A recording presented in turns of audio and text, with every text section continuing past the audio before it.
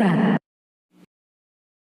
Kuasa hukum Panji Gumilang dalam perkara pra-peradilan penetapan tersangka tindak pidana pencucian uang (TPPU) oleh Bareskrim Polri, mengaku menerima informasi adanya tekanan agar pra-peradilan ditolak Majelis Hakim Pengadilan Negeri Jakarta Selatan (PN Jaksel).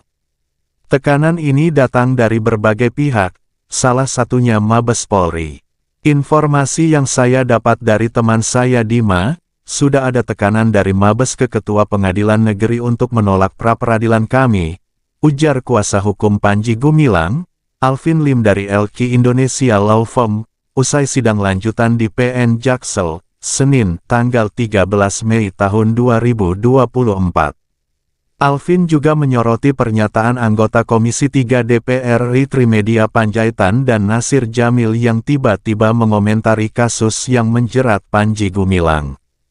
Diketahui, keduanya meminta proses hukum TPPU terhadap Panji dilanjutkan.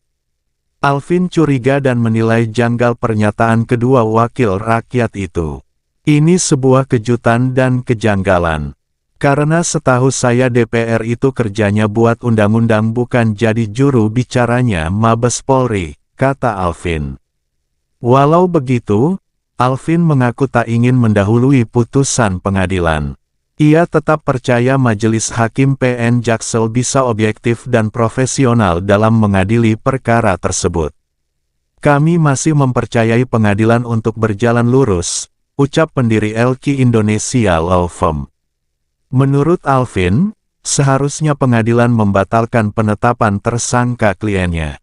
Sebab, penetapan tersangka Panji cacat formil, karena dilakukan sebelum adanya pemeriksaan ahli.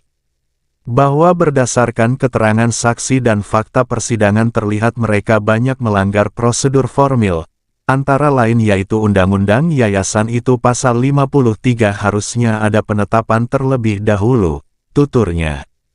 Terus juga di mana mereka belum punya alat bukti, tapi sudah menetapkan tersangka, dibuktikan dari surat mereka.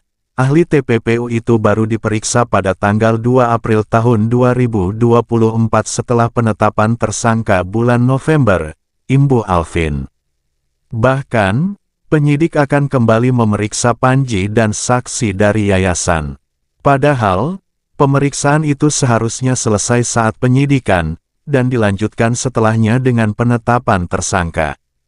Harusnya penetapan tersangka itu ditetapkan setelah penyidikan itu selesai, ucapnya. Namun demikian, apabila akhirnya putusan pengadilan menolak gugatan pra-peradilan pihaknya, Alvin telah menyiapkan langkah lanjutan. Ia dan kuasa hukum lainnya akan mendatangi Mabes Polri guna meminta Biro Pengawasan Penyidikan, Rawasidik, Bareskrim melakukan gelar perkara khusus terkait penetapan tersangka Panji Gumilang dalam kasus TPPU. Kami akan meminta kepada kepolisian untuk gelar perkara khusus, yang mana diatur di Perkap Peraturan Kapolri, tandasnya.